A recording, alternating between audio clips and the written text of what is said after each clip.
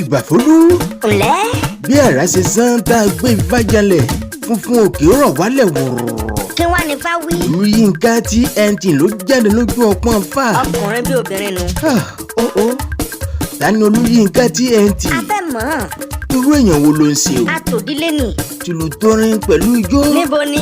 Wọ́n fi ránṣẹ́ sí mi Ṣé láàfin. nítorí OLUYINKA náà? Inú ọmọdé ń dùn. Yóò dùn. Inú àgbàlagbà ń dùn. Nítorí kíni? Wọ́n ní Ifá ti sọ̀rọ̀. Kí ni Ifá sọ? Ọba aládé pẹ̀lú ọ̀gọ̀rọ̀ èèyàn lójúde ọba. Oníjóńjó aláyọ̀ ń yọ̀. Kí ni wọ́n ṣe?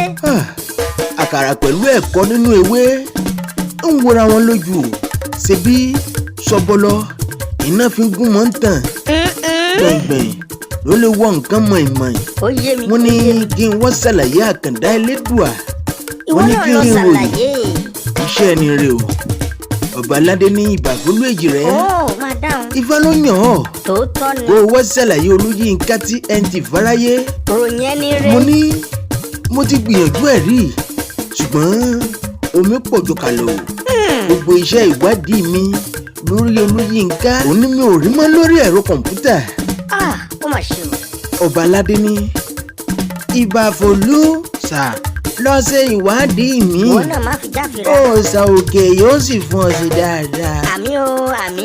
Owó tó o nà ìlọ́po lẹ́lẹ́dùà yóò fi fún ọ padà. Àṣẹ o. Ẹlẹ́dùà yóò rà láàánú sí ọ. Àmì. Tó fi ṣeṣẹ́ náà láṣẹ làtàṣe yege. Wo kò ní séwu fún ọ bí o ṣe fẹ́ ròyìn.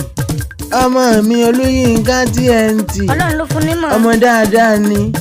Ọmọ mi Ọlọ́run ọba ò ní pa ń kékeré o. Àmì o. Yóò sì dàgbà. Àwọn olólùfẹ́ rẹ̀ fẹ́ràn rẹ̀ èmi gan pàápàá.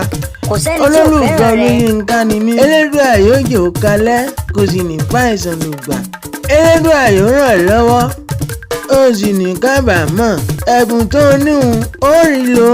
Àṣẹ wá. Lẹ́yìn tó o bá jẹun tán Fi ṣọwọ́ kó o bẹ̀rẹ̀ bọ́ náà. sí gbàgede kó o ròyìn. Àkàndá èèyàn Ìyẹn OLUYINKA TNT. OLUYINKA TNT. Ìdílé mi ti fẹ́ dàwó. Ọ̀pọ̀lọpọ̀ OLUYINKA mi. Tòótọ́ ni. Ọlọ́run ló ń Ìní fún jẹ́ sí. kí ìdílé dúró. Ọlọ́run sì nù fún un ṣe. Ibafolu wòwò ó yá jẹun tán kó wá ròyìn ọmọ mi OLUYINKA TNT.